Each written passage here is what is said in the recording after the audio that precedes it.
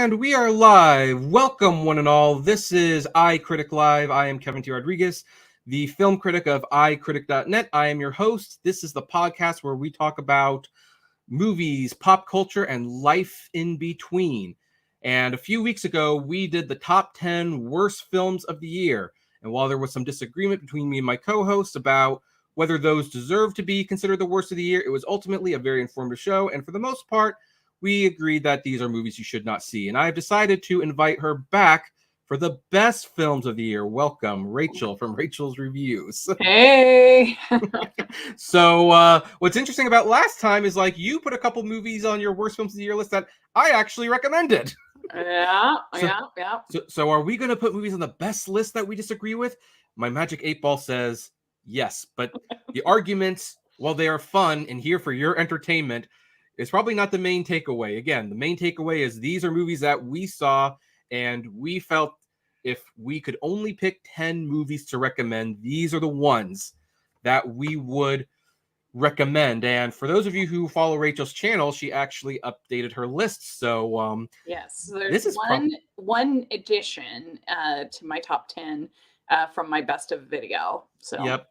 And we'll talk about that when we get there. But before we do, we both, of course, want to share the movies that, we almost put them on the list, but we didn't quite. And I had actually 7 movies that this could have easily been a top 15 best of the year list. And sometimes I do that, but we decided just to do it for 10 for this podcast. But for my written article, we might actually do a top 15. So that's an incentive for you to check out my article below after this is done. But movies that almost made the top 10 for me was The Batman, which I really love the aesthetic. I love the story. It was definitely the best one since The Dark Knight. I also really like Triangle of Sadness, which, almost shows the sadness of the rich and the famous and the influencers, and it was really touching.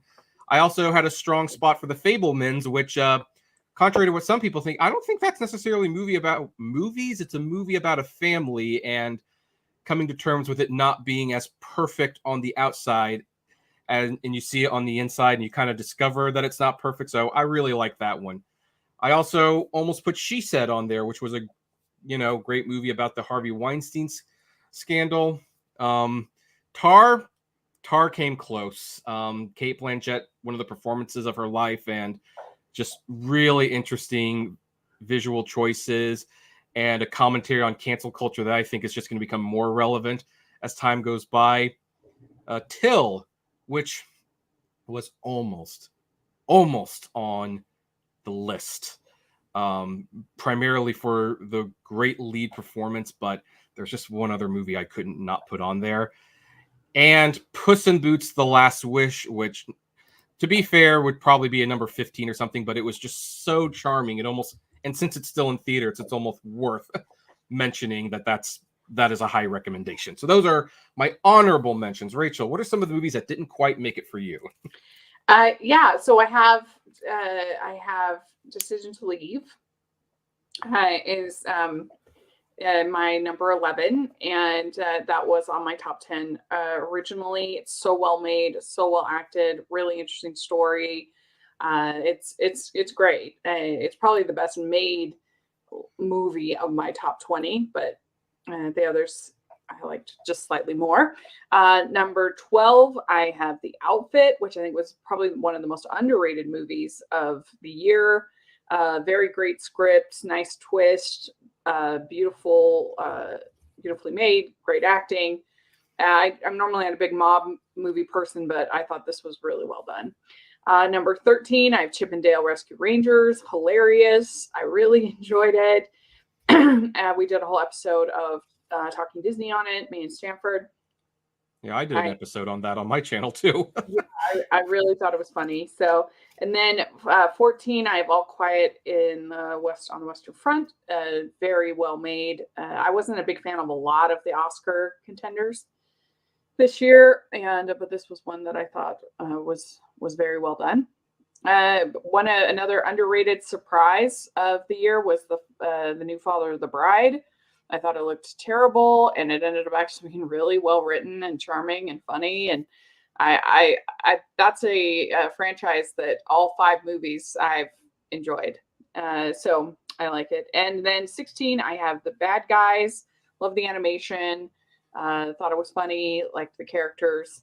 And lastly, for 17, I have The Menu. It's a movie that just stayed with me, and I keep thinking about it. It was legitimately funny, legitimately kind of terrifying at times in its own way. I thought it was very well done, and I'll never look at s'mores the same way.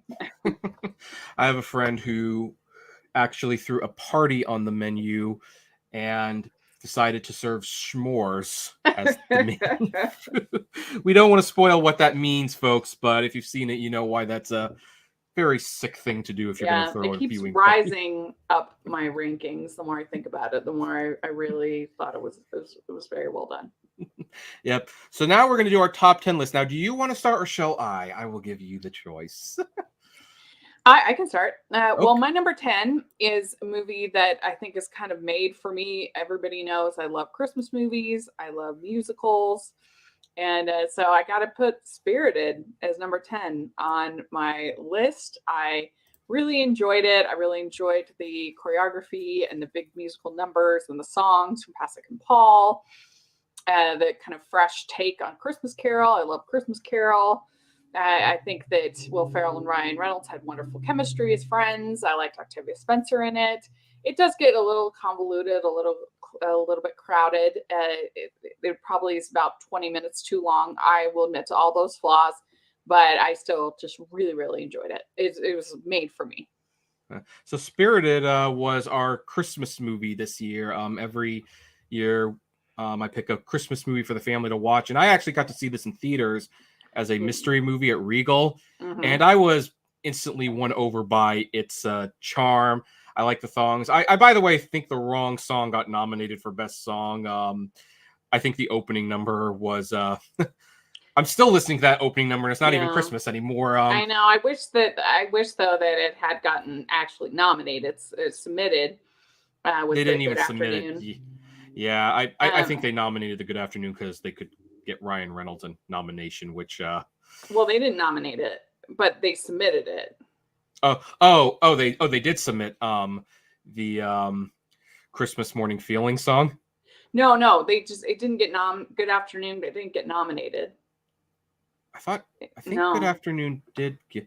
Oh, it didn't. You're right. No, they nominated that Diane Warren because you got to nominate Diane Warren for something in a movie nobody's ever heard of. Well, Pinocchio and Taylor Swift got screwed on the song nomination as well. How did you not nominate those two songs when they were being nominated everywhere else? But well, anyway, but yeah. So the bottom line is, great. I do like the songs. I do like the chemistry. Now I do have to share a funny story about my brother-in-law. He had the funniest comment. He said, "Oh, I turned it off after 5 minutes." I'm like, "Really? Why?" It's like, "Oh, it was stupid. They were just singing the whole time." It's like, Jason, it's a musical. You're gonna sing in a musical. So I guess if you don't like musicals, then this choice isn't gonna do much for you. But hey, if you like musicals, if you like good feeling movies, if you like comedies, I think Spirited is definitely a high recommendation. I didn't put it on my top 10 list, but it's easily. This I'm not saying the best made movies or the ones that are most crowd please. This is just my list of what I like. So. Oh yeah. This is all personal preference. And that's going to be even more evident with my number 10 pick, which is going to be, I'm really looking forward to seeing your reaction on this one. So my number 2 pick is admittingly not the easiest film to watch. In fact, even though I have told people, this movie is pure cinema, but you need to be in A, the right mind frame, and B, you have to be ready to be challenged. And well, it's Bardo, False Chronicle of a Handful of Truths. Now, my number 10 pick is normally what I reserve for what was a personal favorite film of mine. Not necessarily what was technically one of the best films of the year. Now, Bardo had this very weird reaction to me where I was in a love-hate relationship with it while I watched it, because it started out being really interesting, and then it was getting long, and then there were scenes I didn't quite understand why they were working this this way, and then there were some scenes that seemed completely pointless, and then the ending did something so surprising, like it all of a sudden recontextualized the whole thing. And then when I decided to watch it again, I understood it better, and it kind of almost left me feeling like 2001: A Space Odyssey, where the first time I watched that movie, I really didn't like it very much, but then the second time it was like, it kind of dawned on me, oh, so the director was ahead of what my expectations were or what I was thinking about. And at the end of the day, Bardo ended up being a truly brilliant piece of filmmaking that will not be everyone's cup of tea. This is like one of the rare top 10 choices where I put a little asterisk next to it, like not everyone is going to like this. You're going in for, kind of like reading a Thomas Pynchon novel where it's like you really have to go in with almost a challenging mindset. This is a movie that's not easy to watch, but if you're up to the challenge and if you really don't mind digging a little deeper, and even the title, like I didn't know why it was called Bardo until I realized Bardo was the Spanish word for float. And then again, the ending, and it's like, oh, this all makes sense now. Unfortunately, the bad thing about this is a lot of the reasons why I like it, I can't talk about because it's so tied into how the ending completely contextualized the whole thing. But I think this was like one of Alejandro G. Iñárritu's most personal films.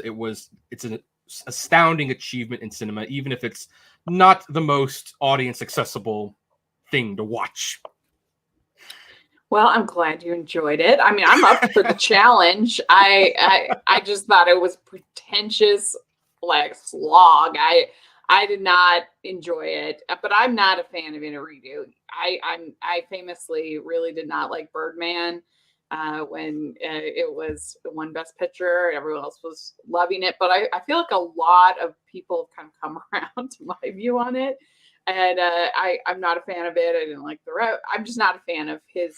I think that he gets a lot of credit for the brilliance of his cinematographers.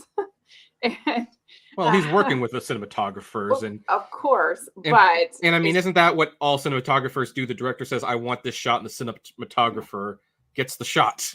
Right, but in a movie like Birdman, in my opinion, the story and the scripts are not on par with, like, he gets, like, yes, the one shot are really great. That's really good. But I don't know, just everything else. I could go on for a long time of all the things that I have problems with Birdman. But yes, the cinematography, he gets great work from his cinematographers. I will give him that. But the story and the characters and this thing was so self-indulgent. So it's a movie about him and his life. So I don't mind if it's self-indulgent, because here's a movie where he is like, he's questioning, he's kind of, maybe he's having a midlife crisis, I don't know, but he's thinking about his life, his career, where he is. He's weighing his successes, his losses. In fact, before this movie even came out, he said he had a really hard time finding funding for this movie because he had made so many movies in English that there weren't really any Mexican studios that wanted to fund the movie because he wasn't Mexican enough. And likewise, a lot of American studios, and that's why Netflix ultimately ended up making it, didn't want to make it either. And you see that conflict in several scenes in this movie. So I think that's all, personally, I find that all fascinating. Like, I think that's, of course, people didn't want to financially support this. I mean, it's not the kind of film that's going to bring back an investment. I mean, even if you enjoy it, like, it's like a very artsy, maybe it'll be on like Criterion someday. Yeah. It's that kind of a thing. It's not. Yeah, but you also got to understand some of the frustrations of that, because, this is kind of how it works in Hollywood. Like, you make a few major hits and then you get to make a personal movie that, it's probably not really going to bring its money back, but the studio say, hey, but we like you. We like working with you. You've made us a lot of money, so we'll do this for you. And, he couldn't get this. Like, he's won all these Oscars. He did make financially successful movies, and yet he kind of feels like an outcast in this industry. And I can see that even with your comments on Birdman, which I did like, not as much as Boyhood, which I think should have won Best Picture that year. Yeah. But, like, even Birdman, it's like, that's had more of a mixed reaction when people are almost kind of looking at face value. The reason Birdman won was because he was outwardly saying about superhero movies and franchises and what Hollywood has become, what the Academy voters were thinking, but most audiences weren't going to look at it that way. Well, and of course they won, because it's all about how hard it is to be an actor and how hard it is to be. I mean, of course it's going to win.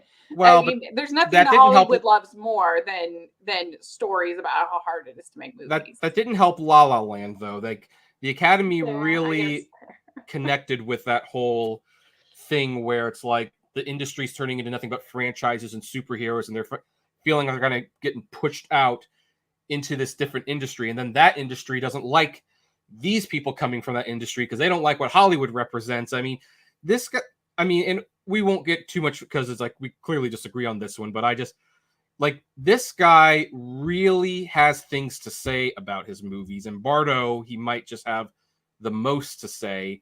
And sure enough, like the shots, the sound, the editing, like, you could look at individual scenes and just digest them and what do they mean even in a bubble, never mind the context of the whole thing. So I really like Bardo, but I understand, and this is why I've been very open, this is not an easy movie to watch. So I think more people, in all fairness, will agree with you rather than they will with me on this one. All right, good. All right, so it's time for your number 9 pick. What is that? Number 9 is Guillermo del Toro's Pinocchio. Guillermo del Toro's Pinocchio. Oh, good choice. Good choice on that one. Yes. So taking a classic story, giving a new twist on it. I mean, we had the absolutely atrocious Zemeckis one this year. And so this was such it cleansed the palate, I guess you want to say. It's almost like this. It's like the legacy of Pinocchio was restored. Yeah. And ironically, I mean, they make some of the same choices, but they just handle it and execute it so much better. Like, the ending's not that different between the two movies, but I just think it's handled so much better. And I think it has something to say about religion, something to say about grief, something to say about parenting, all these different themes that are in the movie. I mean, when Geppetto says that Pinocchio is a burden, my heart broke. And the animation is absolutely outstanding. It's it might be the most beautiful stop motion I've ever seen. It is absolutely beautiful. And so it was just enthralling from the very beginning. And I wasn't expecting it to be a musical. I didn't even know that it had songs. I don't know if you'd say it's a full musical, but it's a movie with songs. And that was a surprise to me. I didn't know, like, there's 4 or 5 songs. And, I'd consider that a musical. Yeah, and so that was a fun surprise. I thought they were enjoyable little songs, and it just had a huge heart. It was a very special artistic achievement.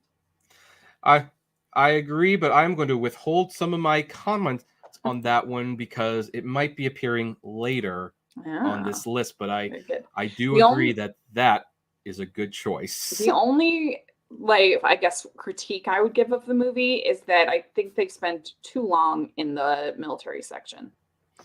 That goes on a little long. But overall, I really enjoyed it.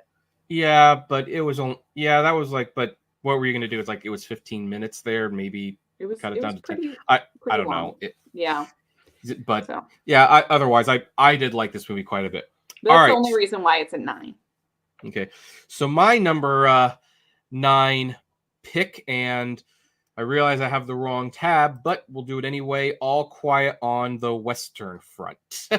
This is the 2002 remake. Let's see if we can't actually get. There we go. So here's the thing.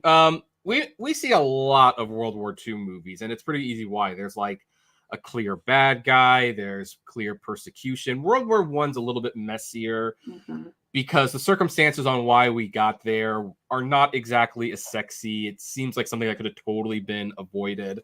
And what I like about All Quiet on the Western Front is not only does it do the whole horror of wars thing extremely well, but it actually takes some time to go into the behind the scenes, like who was pulling the strings and who was making the decisions, and you see how totally disconnected they are from their soldiers, from the situation at hand.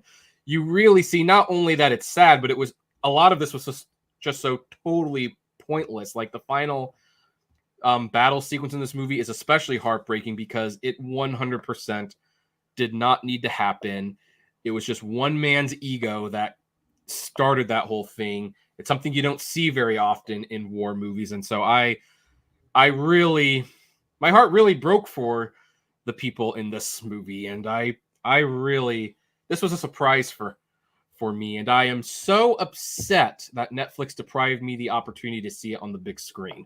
Yeah, they're not even allowing it in the AMC Best Picture series that they do. It's not. This is like one of the top. This is one of the top 4 of the nominated films that deserves to be on the big screen. Yeah, it's too bad. You think they would allow it just for that brief period where they're doing the Best Picture. Yeah. Now I know you like this. It didn't quite make your top 10 list though. Yeah, it made my top 15 though. So it was, I mean, because I was going through all of these movies, you know, this Oscar screeners, and just feeling underwhelmed by a lot of them. And then I watched this, and I felt like, okay, finally, this and Decision to Leave, I felt like we're kind of in the contention. And finally, I felt like, okay, these are good. Okay, well, I'm definitely glad we you agreed on the last couple. Let's see if we continue to agree. What is your number 8 pick? My number 8 is one of the most crowd-pleasing movies of the year. It's Top Gun Maverick. Super fun, super exciting, well shot. The flight scenes were really good. The whole cast was very entertaining. It was very sweet with Val Kilmer and Tom Cruise in their scenes. So this has just had everything that, in my opinion, you could want from like a summer blockbuster. Yeah, I totally agree with you. It didn't. I mean, if I was doing a top 20, then maybe it would squeak in there. I wasn't ever going to probably pick it for one of the... but I did see it in theaters a couple times, and that's always a high recommendation. And I would tell people, yeah, see it in IMAX or see it in 4DX. I also saw it in ScreenX, which wasn't... I don't know, the ScreenX thing really doesn't work. I haven't done as that well yet. as you would. It's a very weird experience. But yeah, I really enjoyed it. I was actually a little surprised Val Kilmer wasn't a Best Supporting Actor player. A little bit more. Me too. Like, I mean, no offense to Judd Hirsch, like, but you know, like the fact that he could get in for his one scene, it's like, well, why couldn't Val Kilmer get in for his one scene? Like that was like the emotional moment of the movie. I agree. And by the way, unpopular opinion, I actually think Top Gun Maverick might win Best Picture at the Oscars. No, I actually think too, because of the preferential ballot system. Yeah, I think this could get enough number 2 and 3 votes that I think it could definitely surprise in that regard. I feel like I will be really surprised if it's not Top Gun Maverick or Everything Everywhere All at Once. I think those are the clear favorites. I think those are the clear favorites as well. Although, speaking of Everything Everywhere All at Once, my number 8 pick for the best film of the year is Everything Everywhere All at Once. And this is especially fun to put on because you might remember a couple weeks ago, I put Doctor Strange and the Multiverse of Madness on my worst films of the year list because I called it the multiverse concept confusing, and this doesn't allow for a lot of heart, and all they're doing is they're getting cheap emotion off of, oh, remember this character, and it's like I could see the manipulation a mile away. But Everything Everywhere All at Once has brand new characters, we don't know them, and it does way more with the multiverse concept, and especially emotionally, because even in the midst of this craziness with the cooking rats and the pickle fingers and things like that, it is ultimately a story about a mother who's trying to connect with her daughter who can't speak to her mother. The husband's trying to save the marriage by doing something really drastic that might backfire. There is a lot of emotion in this movie that I was not expecting.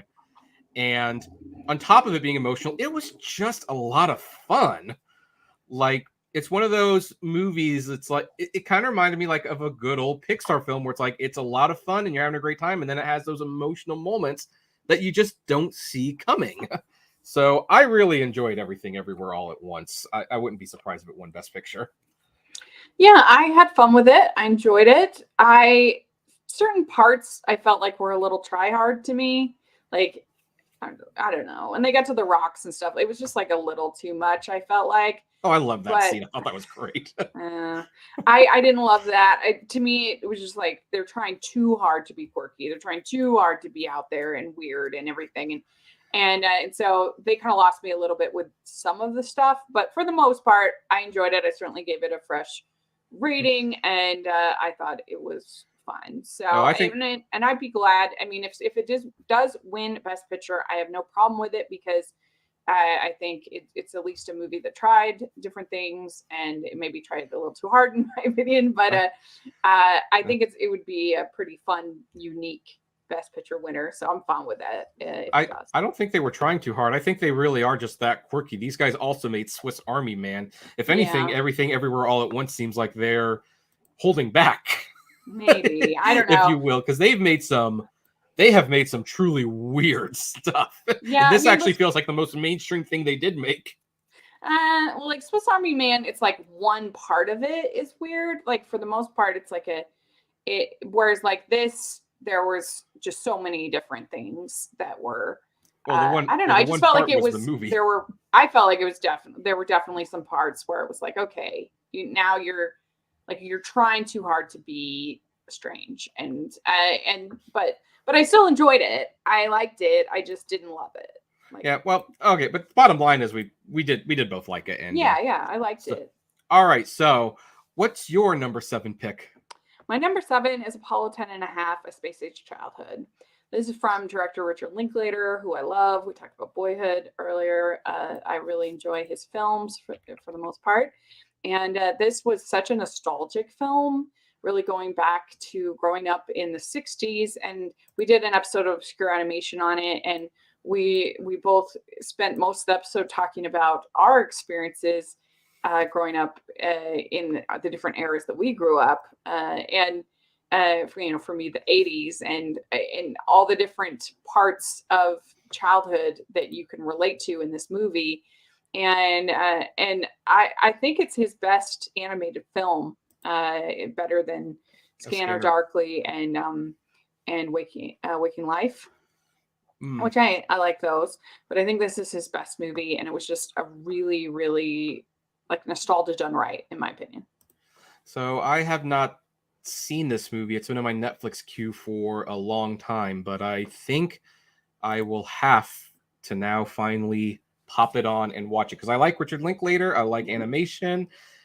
The subject matter sounded interesting to me, so I don't know why I didn't get around to watching it. It doesn't have much plot, so people that are like super, they need like a lot of plot, then might be frustrated by it. It's more sort of whimsical, looking back at childhood. Well, I put Bardo on my top 10 list, so I don't necessarily need a lot of plot to entertain me. Yes. So there you go. All right. So my number 7 pick is a movie that almost made your list, but I think I liked it a little bit more. I am putting The Menu at number 7 on my top 10 list because what a movie. This is one of those movies that I tell people, this is why I like going to movies. When you get something, and granted, I make it easier for myself by not watching previews. I actually wait outside the theater for the previews. So I don't know what most of these movies I'm about to see are about. But I truly didn't know what The Menu was about. I thought it was going to be about cooking, and I was kind of right. But this movie about this chef who he's somehow deranged, and yet he's calculated at the same time. He's turning food into an art form and a life statement, and some of the people are unwitting players in this, and some are actually really enjoying what's going on, even though it's absolutely insane. And Ralph Fiennes' performance, so no offense to the guy who got nominated for After Sun, Paul, whatever his name is, Pascal, yeah. I did not think that was an Oscar-worthy performance. I would have nominated Ralph Fiennes instead, because Ralph Fiennes carries this movie in a way few actors can carry a movie, and you just can't take your eyes off of him. And but I don't think it's a lead performance. I think it's a supporting performance. oh, I think it's a lead performance. I mean, I personally, if you're in more than 70% of the movie, then I think it's a lead. That's why I will defend Michelle Williams Fableman's performance even as being a lead. It's not someone I would have nominated, but that's a lead performance in my opinion. I don't agree. So yeah, and Ralph Fiennes is definitely the lead because especially since it's about him. Like when people say, so what's this movie about? It's about this chef who does this art performance thing. Well, we don't need to get into semantics whether that's lead or not, but you definitely liked the movie though. Yeah, I did. I did actually really like Paul Mescal in After Sun though, but I really like everything about this movie except for the ending is where I'm a little like, oh, but it's definitely a memorable ending, so I'm kind It's a of very warming up to memorable it. ending. But it's a little cynical for my taste. Well, the whole movie's a little cynical. That's why he's doing what he's doing. He's pointing out the cynicism of his industry and the people who eat. Yeah. I just kind of wanted them to find a way to, I don't know, just well, we don't want to spoil it, but we don't want to spoil it. But I will say, like, probably the highlight of the movie was the printed desserts. The tortillas. Yeah, the tortillas. That's what it was. Yeah. Yeah, that was great. That was creepy in a special sort of way. Yeah, and the whole cast was great, and it was yeah, and Anna Taylor-Joy, she's the co-lead in this, and she's not been getting as much attention. But I mean, one of the reasons Fiennes is so good is because she works off of him so well. She's like the unknown she's the unknown ingredient in the kitchen, if you will, that he just doesn't know what to do with.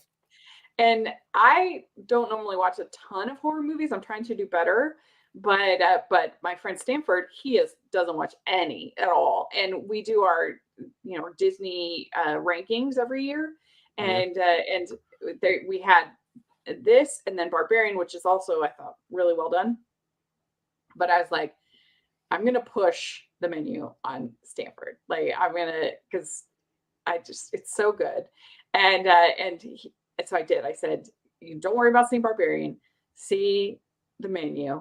I think it's worth it. Go out of your comfort zone.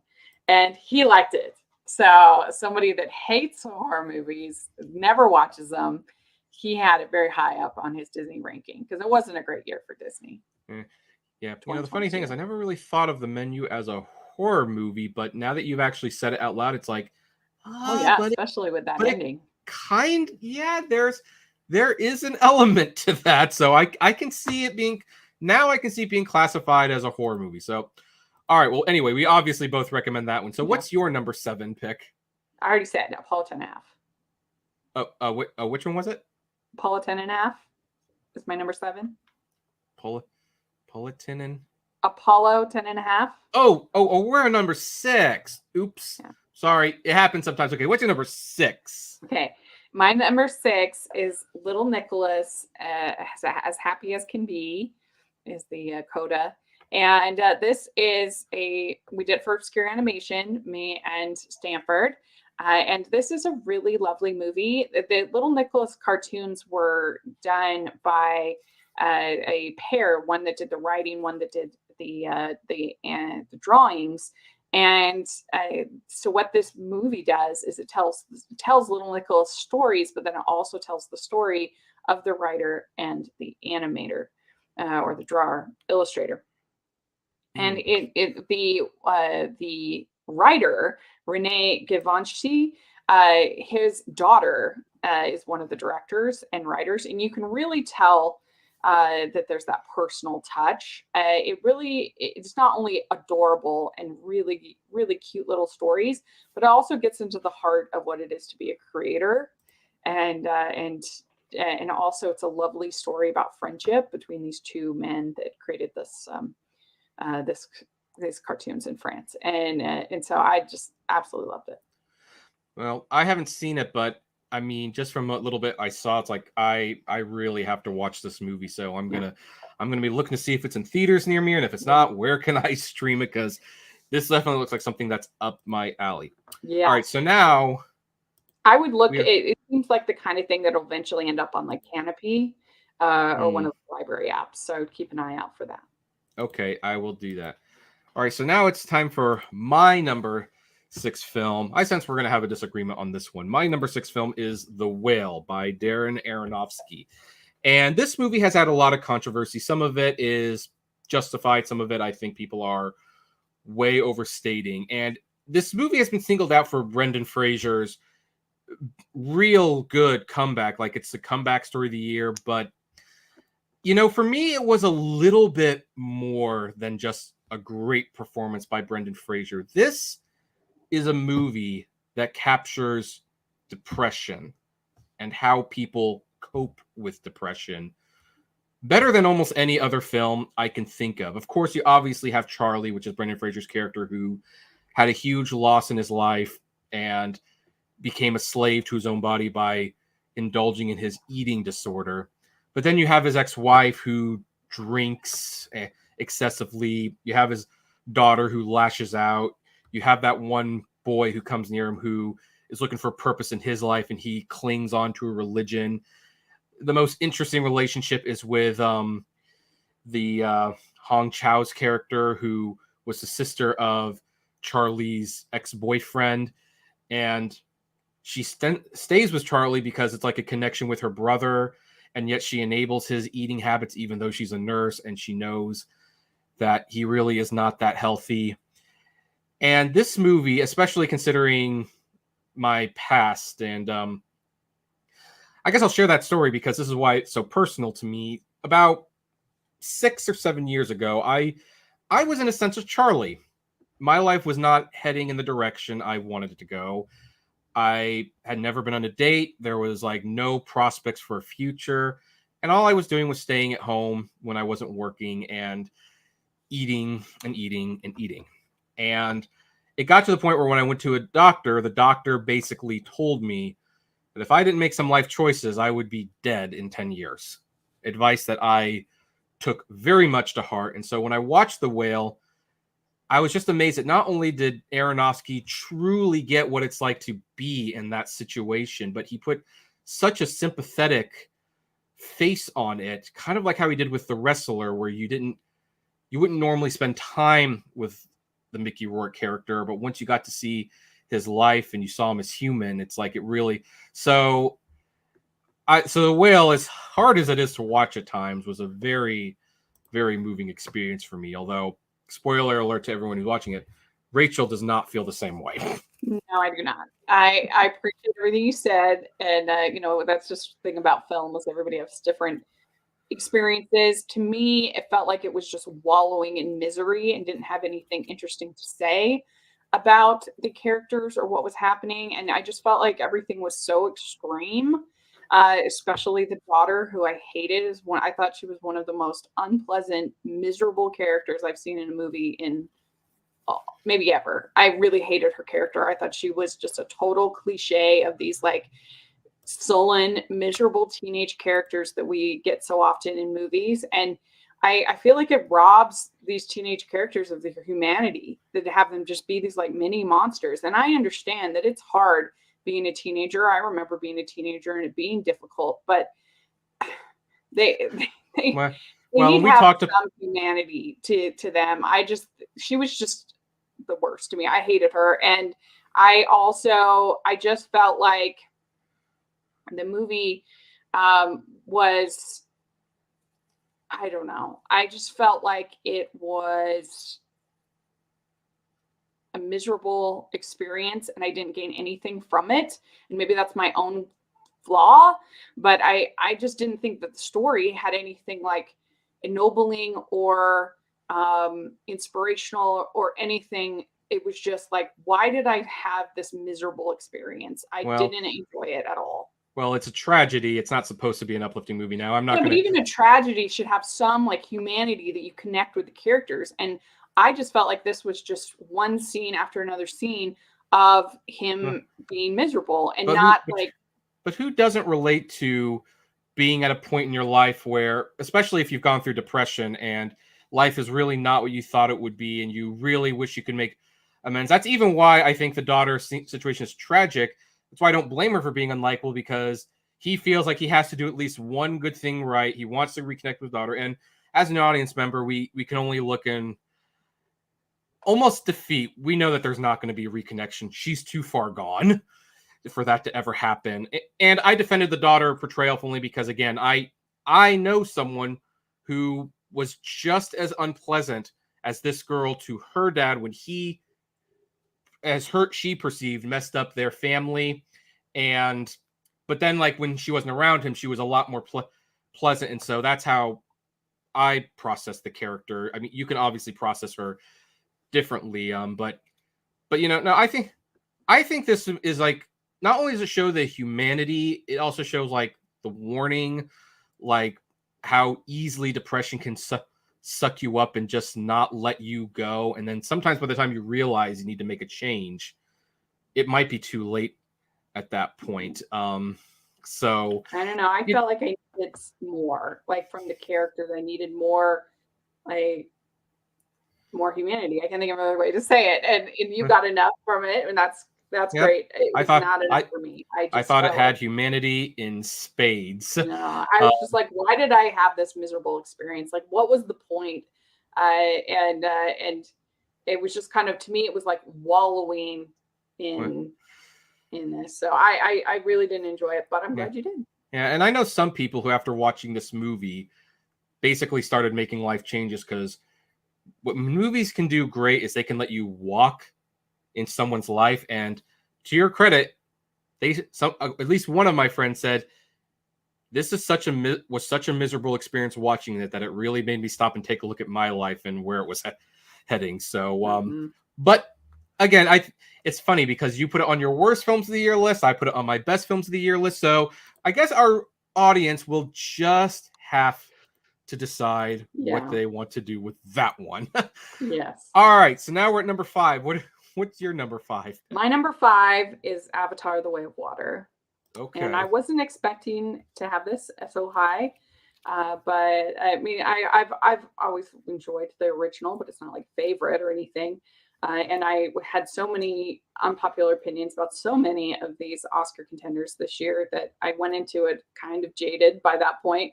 And I was blown away by it. I thought it was absolutely stunning, which we knew that it would be, but I'm a big water person. I love the ocean so much. And so it was even more beautiful than I expected. It was like being in an aquarium sometimes. Yes. Yeah, and I really like stories about families, and I enjoyed the story as far as the family connection between the siblings and between and just the whole family. I thought was great. I liked the fact that it was an immigrant story. It was a refugee story, so I enjoyed the story more than a lot of people seem to have.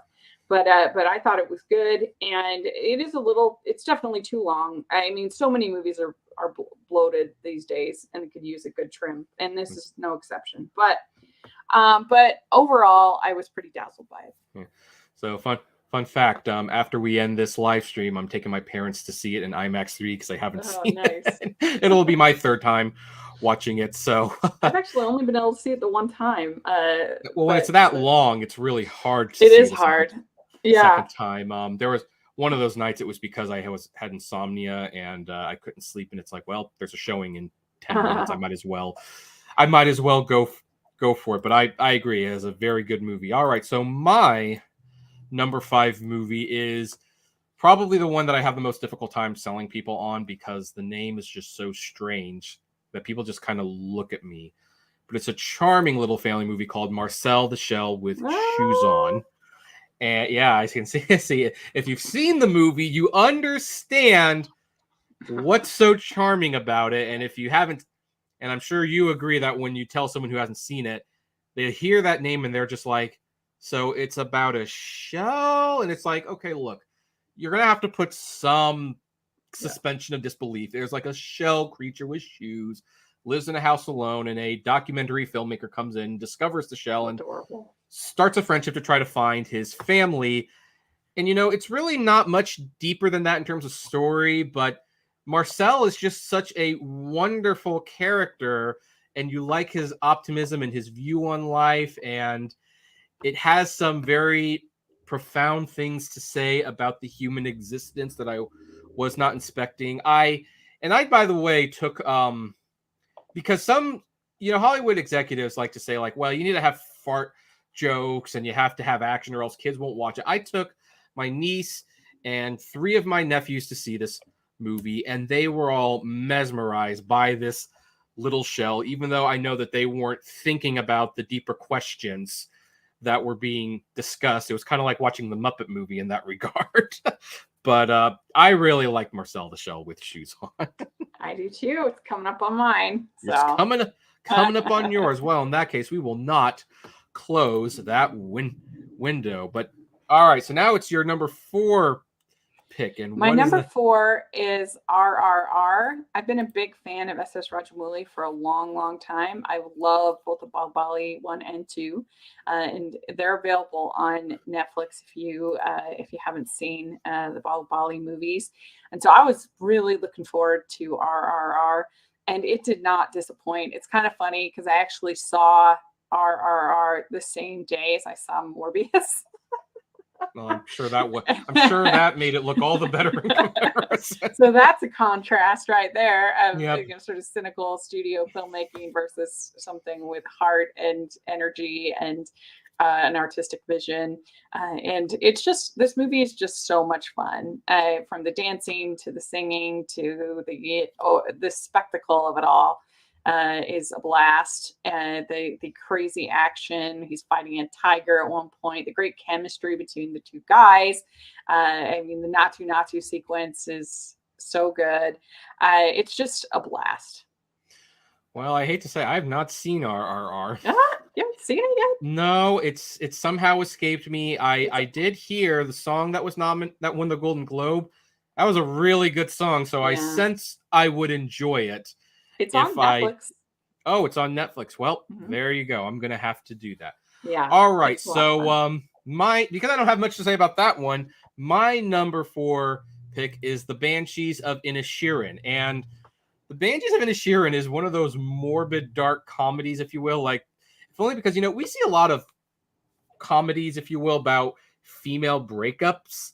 And this is essentially a male breakup story. There's 2 guys on this little Irish island who spend all time talking, and then one of them one day just decides he doesn't want to talk to the other person because he realizes, hey, I'm getting old, this guy is dull, and I'll die without having left something onto the world. And he decides to basically break up with him, and it just spirals out of control as the one who was broken up with, in a sense, he doesn't know why his friend doesn't want to hang out, and he starts doing these things to try to get back in his good graces, and then the other guy reacts poorly. It was weirdly funny in some way. Like, this is the kind of thing that you could probably avoid if you would talk things out, but they weren't going to talk it out, and it was a little heartbreaking too. Like, why did it have to go down? Especially since during this whole fight, you can see that there's still remnants of a friendship there, and it's just, I thought it was a profoundly tragic film. Now, you didn't mention this in your honorable mentions either, so I'm curious, did you even like The Banshees of Inisherin? I was on the fence about it. I went back and forth whether I thought it was rotten or fresh. I think it's beautifully made. I think it's very well acted. I think it does have some pretty funny parts. For me, it lost me with the fingers. I just felt like that extreme. I did not feel like that character would do that, especially if he's a musician. He's going to want to, it didn't even make any sense for his goals. And then when what happens with the donkey was just, it lost me there. The donkey was sad. So I don't want to spoil too much about the fingers, but my wife looked at me and said, well, that gives a new meaning to the term cutting off your nose to spite your face. So I did like it better than I'm not a fan of 3 Billboards, so I thought that it was better than that. So well, I think they're about the same. Like I like them both equally as much. So anyway, yeah, I definitely like Bruges. That's my favorite of his by far. That one's probably his best one, I will admit. All right, so what's your number 3 pick? My number 3 is a little movie called Hit the Road. And this is by first-time director Panah Panahi, and he is the son of Iranian filmmaker Jafar Panahi, who has made many wonderful films and is actually currently, he's been in prison off and on in Iran for his films. And he is currently in prison, as far as I know. And so then his son coming out with this film, and it is such a sweet little film. It is on Canopy. If y'all have the Canopy Library app, you can watch it for free right now. Hit the road, and it's about this family, and they don't even give the characters names. It's it's mother, father, older brother, younger brother, and this family is taking older brother to Turkey. Because he's they're trying to escape, and so it's very tense. They're obviously on this tense trip, but it's also what makes it, I think, so great is that it's also like every road trip with a family. So the younger brother is absolutely adorable and really funny, and the dad. He has a broken leg, and so he's in the back seat, and he's super cranky and funny. And so it's not an unpleasant film. It's actually quite funny and sweet, but it's also got that tension there too. And you genuinely don't know what's going to happen. And they keep certain things ambiguous, like you don't know, or that you don't know what's exactly happening, and you don't know why he's seeking exile, why he's on the run. And you start to get little clues throughout the film. It's absolutely beautiful. Like, I have never seen a Iranian film that was set in the countryside in the desert of Iran. I've always not that I've seen tons, but the ones I have seen have all been in Tehran, in the city. So this was interesting to me to see the desert of and the beautiful countryside of Iran, and it's just such a wonderful, lovely little film. Oh, how wonderful. So I have not seen this movie, but I want to see it. And a very strong debut. To have this be your first movie coming out of the gate is very exciting. And, you'll like I said, you can watch it for free on Canopy. Awesome. Well, I will have to look that up.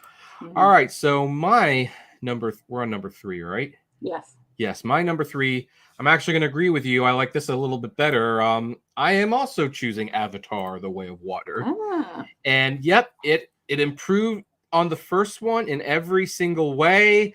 It was visually better. I actually even like that the villain, who was basically just a villainous carbon copy, actually was given just a little bit humanity, just enough to make him that much more threatening. I really love the story of family.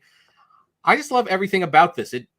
Everything that it did, that the first one did, this did better. Now, I chose the first movie as the best film of the year, and I've had to always defend that decision. The only reason this isn't number 1, even though it's better, is because I did see 2 movies that I did like more than Avatar. But I agree, Avatar: The Way of Water is a stunning achievement, and for people who say streaming has totally matched what theatrical can do, no. Avatar: The Way of Water shows that theatrical is still where it's at. Mm-hmm. Yeah, yep. It's an experience. It really is. Mm-hmm. So. All right, so number 2 for you. Well, I kind of in my best of video, I did number 1. Okay. So you can take this, I guess, with this ranking with a grain of salt.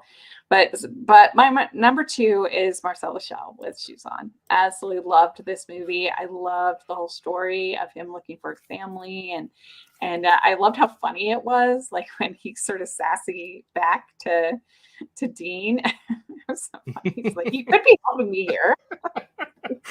I loved how creative it was as far as all his Rube Goldberg devices to do different things that he sets up. Very, very charming and fun. And him and his grandma, wonderful. Mm-hmm. I had never heard of Marcel Lachelle. I had missed that as far as the YouTube videos and things. So it was all new to me. And I was just, I love animation. I love stop motion. And I saw it and I just fell in love with it. Yeah, no, now the one thing I will say, I do kind of technically disagree with everyone and the filmmaker who, don't take it personal, Dean. I would love you to come on the YouTube channel. I don't think this is an animated film. not really, but that doesn't. I think aside from the award eligibility, that's kind of a moot point. It doesn't matter. It's like it's just a really good and charming movie overall. Yeah, yeah. Overall, I mean, when you actually see the like set pieces that they built, yeah, they're clever. They're really clever. Yeah, I mean, but they actually had it. It's not that they just had Marcel in real life environments. They actually had to build the environments around him for most of the scenes. And so I think it counts. They had to have it in a special exception that they submitted to the Academy, and they were accepted. Right. I mean, I find it a little confusing that this was considered animated, but the Lion King remake, which was 100% animation, wasn't considered animation by the Academy. So that or at least I think Disney didn't submit it. Well, I mean, Disney the Golden had Globes nominated it. Yeah. I can't remember if it was on the short list or not. It wasn't nominated, but right. Well, but thank I think goodness it wasn't Disney nominated. actively fought against that getting nominated because they want it to be a live action film. Right. So well, if that wasn't the case, then it might have been considered. But you have Disney actually saying, no, we don't want it to be counted. Yeah. Also, other unpopular opinion, but I do think Avatar counts as an animated film. Yeah. I would I have, if you count Avatar, I have obviously I love animation because I have in my top 15, I have, let's see, 1, 2, 3, 4, 5, 6, 7 of my choices are animated. I think about 4 of my choices are animated. So I love animation too, although I don't take that into consideration. Like I just want it to be like one of the best movies of the year. And animation had a strong showing this year. And it's especially strong when you consider that none of the main Disney Pixar releases made my list. Oh yeah. So well, I mean, I did like Turning Red, but I wasn't going to consider it one of the best films of the year. But so I did. But Lightyear was okay. Strange World was okay. Okay, Disney had a terrible. That was not a great year overall. Disney. But you know who had a great year for animation? Netflix, because my number 2 choice was Guillermo del Toro's Pinocchio. And for the longest time, this was actually number 1 until I saw one other film, and it was like there was no way I couldn't pick that as the number 1. And if I didn't, and for a while I was even joking, like, well, if I don't disqualify the Robert Zemeckis movie, Pinocchio can wind up as the best and worst film of the year. Yeah, I think there's a lot of people that have that. Actually, I've seen it for. It was almost too perfect. Pinocchio got robbed at the Oscars. Where was the best adapted screenplay nomination? Where was the best score? Where's the song? Where's the best picture nomination? You could have squeezed this in instead of women talking. And you know, here's one of the things. Like I'm going to talk about the ending a little bit. I'm not going to say what happens in the ending, but you know how you said like the Disney and this one had the same ending? They really didn't, because this movie actually toyed with an idea about the immortality and mortality, and it really did something with it that when it's over, you can't help but just really meditate on it. It touches you in a way that even the original Disney Pinocchio doesn't quite manage to do. And I think that's why the fact that in this one that he didn't turn into a real boy, it didn't bother me as much because it was how it was executed. And again, how they worked in that him remaining immortal and not becoming mortal was actually like a character point for the story. So like technically it is the same in the sense that they didn't turn to a boy, but Disney did it because they wanted to make a sequel. Del Toro did it because he wanted to actually ask some questions about mortality. And I like how it took on fascism in a way that was, not too on the nose. I loved the relationship with Geppetto. Geppetto's really not that likable for some of this movie. Yeah, like I said, when he says that Pinocchio's a burden, that broke my heart. Yep, and the way that Geppetto's son dies, or it was like, that was just heartbreaking, especially since it's almost kind of like how All Quiet on the Western Front, someone just basically didn't want to bother with something, and it resulted in this huge loss. The images of the half-burned church are like very stunning. Like this is this is just such an achievement in filmmaking. And that's why this is why I think the Academy, not only they didn't do themselves any favors, they didn't do animation any favors, because if ever there was a chance to really say, animation is just film, this was their chance Yeah, I to mean, do it. because they really, aside from Beauty and the Beast, they've really only recognized Pixar Pixar, yeah. as Best Picture, and so it would have been nice to have recognized this one because it was so well done and so well received. Yeah, So and this time it would have, it really would have made sense, especially since we've been talking. I don't know too many people who think that's one of the best films of the year. Some people do, but there's a reason. I like it better than The Fabelmans. I was not a fan. Well, I like The Fabelmans better than Women Talking, but and of course, like, it always feels weird when it's like, oh, 2 nominations, including Best Picture. It's like, really? Like, I mean, you should have at least 3. I think so. I mean, that's kind of getting on another tangent altogether, but I think Pinocchio was just robbed all across the board, and I hope Del Toro gets a second chance to tell the world. Like, I love what he said when he won the Golden Globe. Like, Pinocchio is not a movie for kids, but kids can watch it. And yeah, I think it'd be great. I have no problem with it winning. I think obviously it's my top 10, so I really enjoyed it. I know you're rooting for Marcel to win. Well, I would love Marcel to win because I love that movie, but my number one is... Oh, number one. Ready for that? I know what it is, so I can't guess. My number one is Puss in Boots: The Last Wish. I loved this movie so much. Every time I see it, I love it more. I've now seen it like 4 or 5 times. I just keep rewatching it. I have it on VOD now. I've seen it in the theaters. I think it does get a few points for me for the fact that it was so much better than I was expecting. It was so much better than it had any right to be. They could have easily phoned this in and made a generic, bland sequel. And the fact that they pushed themselves to make something truly artistically stunning, I think you have to give them a little bit. To me, that warrants some brownie points.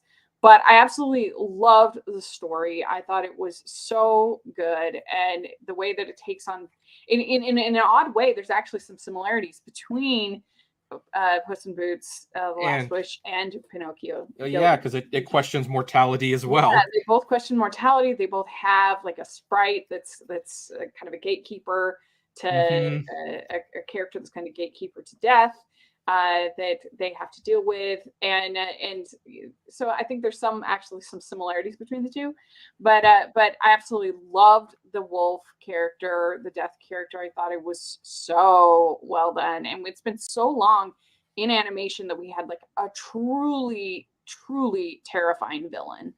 I'm so tired of these villains from Disney in particular that sometimes they don't even have a villain at all, but they always have to have this like tragic backstory. We have to be sympathetic towards them, or they're like they change at the last minute. And I'm just sick of it. I'm tired of it. I miss like juicy, fun, over the top, campy villains. Yeah, and then you talk about Strange World. What better point to have a true villain than an evil capitalist who's trying to wreck the obvious environmental message you're going for? Right. Yeah. And so I'm just over that. And so I loved the villain in this. I loved the whole idea of the map, and the pure at heart gets different directions than the sort of the cynical. I loved Goldilocks and the 3 bears and their whole relationship and how that played out. I thought it was really good. Yeah. Perrito is like my new love. I absolutely just adored that character. The animation was absolutely stunning, especially that first 20 minutes, the whole action sequence, the way they used the hybrid animation and the changing the frame rates for the action was so beautiful and stunning to me. And it might be my favorite DreamWorks animated film. It's right up there with Prince of Egypt. I go back and forth. I just think they did an incredible job, and they didn't need to. And the fact that they pushed themselves, I really admire that. And it was just definitely the biggest surprise of the year. Definitely the movie I was pushing on people the most, saying, give it a chance. I know you think this is going to be lame. Try it. You'll love it. Everybody has loved it. that has seen it, and I'm so excited that it's gotten this kind of Greatest Showman type of legs, where that just shows to me what a good movie it actually is, because people are telling their friends, people are telling family. You can rent it on VOD, and it's still number 4 at the box office. People are still going to see it, which makes me so happy. Yeah, this film was headed for a box office disaster for the after the first weekend. The word of mouth, just you couldn't buy that kind of word of mouth. Yeah, I mean, I'm perfectly fine being like a small creator, you know, not being a small critic. I don't have any problem. But that's the one time that I wish that I had more of a reach, is when you have movies like this, that you're just like, it's so good, just try it. And I wish I had that reach to be able to say to people, it's really good, try it, it's really good. But you know, I do what I can, but it's just that it makes me happy that this movie has really taken off by so many people like me saying it's good, give it a chance, go, you'll love it. And kids are loving it. I mean, it's pretty scary for small kids, but yeah, it actually earns its PG rating. Yeah, I think they're enjoying being scared for once. A lot of kids. Sean Chandler, my friend, he took his. I think his youngest is 4 or 5. Anyway, and she came out. She was really scared by the wolf, but she was like, "I want to dress up as Puss in Boots for Halloween." So she loved it, and I don't know. It's just a special movie to me. I'm glad it's special. Now, this was never going to come close to number 1 for me, but I have a lot of positive things to say about it. And actually, one of the most interesting things, this was fascinating for me for a number of reasons, because here's the thing. I'm a huge fan of Shrek, and I will always defend Shrek winning the first Academy Award for Best Animated Feature. But, you know, people cynically look at Shrek and like, oh, they got popular because they made fun of Disney. And I kind of told people, no, they were making fun of Disney, but it was also its own little fairy tale. But now you see Puss in Boots, and this is literally the kind of classic Disney film Disney used to make. Yeah. And I don't mind Disney doing things that are different. I don't mind the complex villain sometimes. I don't mind that they, you know, shake up the formula once in a while. But you know what? Disney did something really well, and there's a reason those movies are still considered special. And the fact that they don't do it anymore is not only heartbreaking, but now it's ironic because DreamWorks has now essentially owned them twice. They first pulled the mask off of Disney and showed where they were being lazy the first time. And now they basically said, you know what, we're going to make a Disney movie and we're going to do it better than Disney's doing it right now. Because maybe with the exception of Frozen, Disney hasn't made a movie in the last 6 or 7 years as good as this movie. Yeah, I mean, I love Encanto, but I don't think it's as good as I think I'd put this movie over Encanto. I mean, I would easily put it over Encanto because I love the songs. You know, I'm a huge musical person, so it's apples and oranges, I guess. But I just what you're saying is like they were breaking the formula at first, which was what was refreshing about Frozen when it first came out. There was like, oh, this is something different. But now that it's become a new formula, every movie is either a generational conflict with parents that are flawed, or grandparents, depending on the situation, and that's the villain.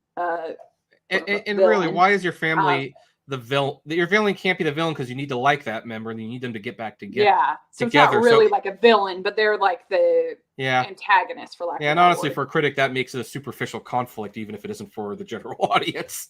Yeah, and so you either have that with the generational conflict, or you have the surprise villain. And it's just, I'm tired of it. I miss dishy, fun villains from Disney, like Maleficent and Jafar and people like that were fun, to be bad, to be evil. Because I think it has like a useful purpose for kids. Like, it's important that kids know that like there are bad people out there. That's the thing. Like, not everybody is gonna be like have this sympathetic backstory and be this like, there are bad people who will want to do bad things to them, and it's good for kids to start to learn the difference between good and evil. Yep. And then ironically, because Puss in Boots technically has 2 villains, Goldilocks and the wolf. Now, Goldilocks is the more complex character, but even the wolf at the very end, there's just a little moment of complexity, so it doesn't end quite the way you expect it to.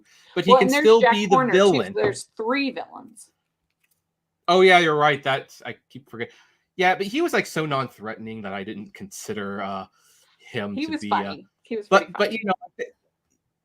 but yeah, I mean, the reason people talk about the wolf is because it's like, yeah, they like He's that sense scared. that someone's hunting them and like they have to defeat this person, and he's just so there are a lot of really wonderful things about Puss in Boots: The Last Wish, and by the way, like, so I was talking to someone on Twitter, and he said like, whenever they announce Shrek 5 and Twitter goes happy, they announce Story 5 and everyone says no, and it's like, well, we miss Shrek at this point.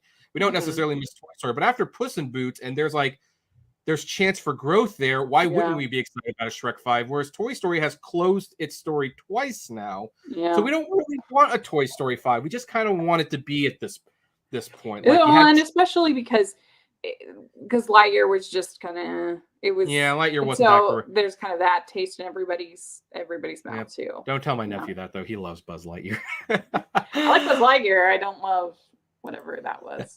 Well, let's start wrapping this up with my number one pick. And this was we're probably not going to disagree too much on this one because you at least had an honorable mention. But when I saw Decision to Leave, That's really it had good. to bump Pinocchio off the number one. Like, this is like, okay, I called Bardo pure cinema. This is also pure cinema in the other direction. Aside from it just being beautifully shot and well made and everything, like, these are characters you can really sink your teeth into. Like, you almost feel like you know them as you watch this film. And then it just makes me more complex when it finds out you really don't know them. But then when you think about some of the things, maybe you should have known.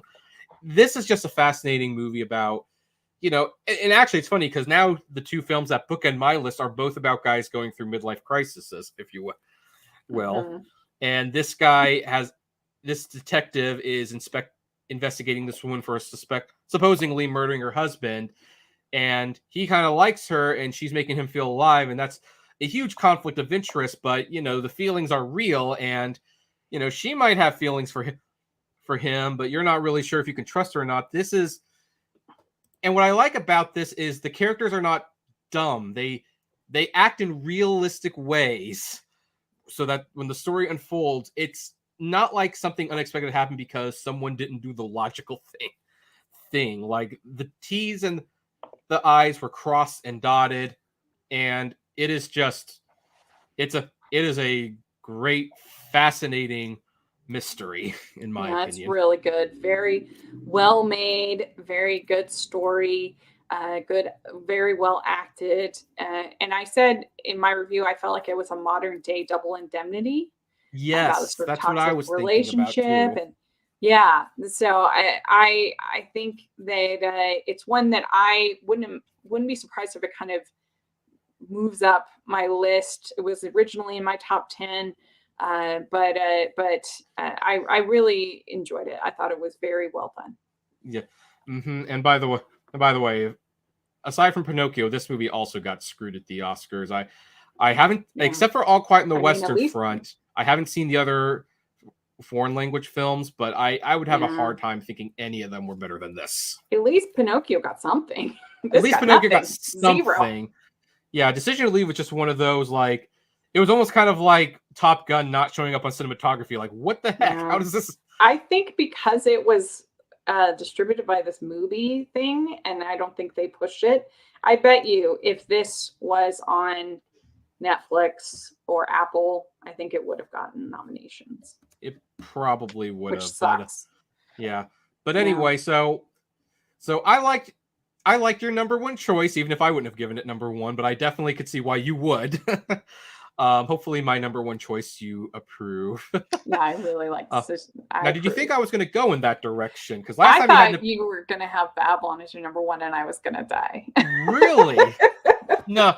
Well, okay. So here's the thing. This was a clue that it wasn't going to be number one because I actually go up to 5 stars, and I told you last time I gave Babel 4, so it clearly couldn't be the best film of the year. But I do love Babel. But again, like, it's I even like the elephant scene. I thought that was funny. Actually, I thought that was funny, but maybe it's because I'm a guy.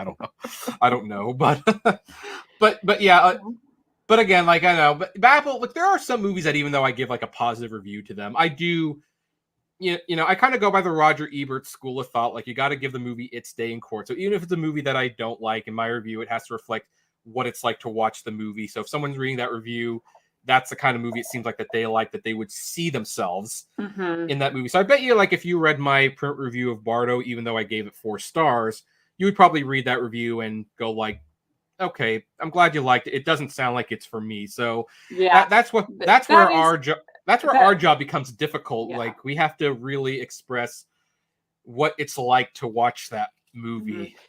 That is a good thing, that if people can kind of find a critic that they at least understand, and so that way when you know that, okay, like Rachel doesn't typically like slasher movies, so I know that going into it when I'm reading her review, right? You know where we're coming from, and then or watching the review, depending on what it is.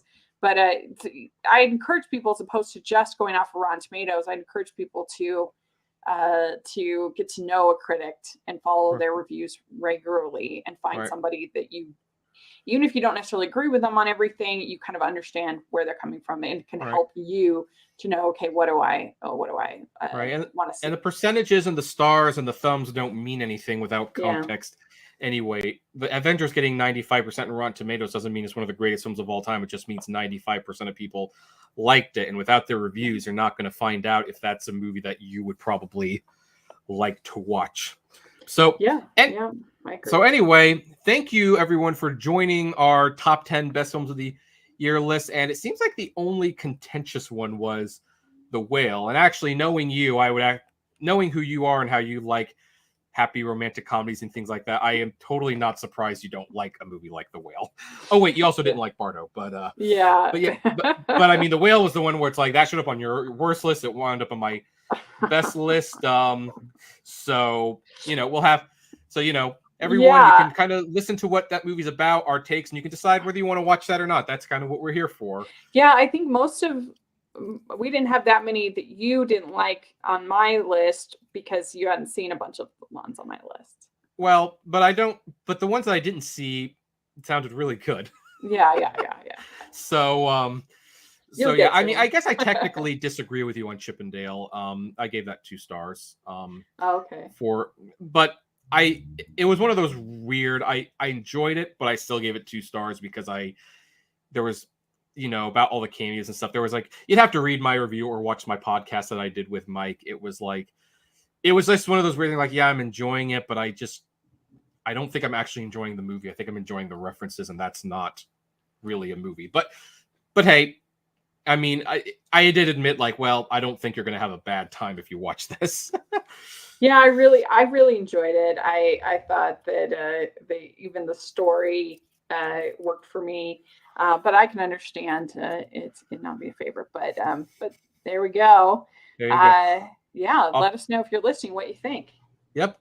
Comment below. You can subscribe to me and Rachel. These are our Twitter handlers, and we post our stuff. And after we end, I'm going to talk to her about maybe another collaboration future on, but I won't say it live just in case she doesn't want to do it. But even if you don't want to do what I'm thinking of next time, obviously we'll have you on my channel. And when am I going to get to be on the underrated animation or Disney thing? These are what I love to talk about. We need to do it. I was just thinking about that. All right. Thanks for joining, everyone, and flame responsibly. Have a good one. Bye.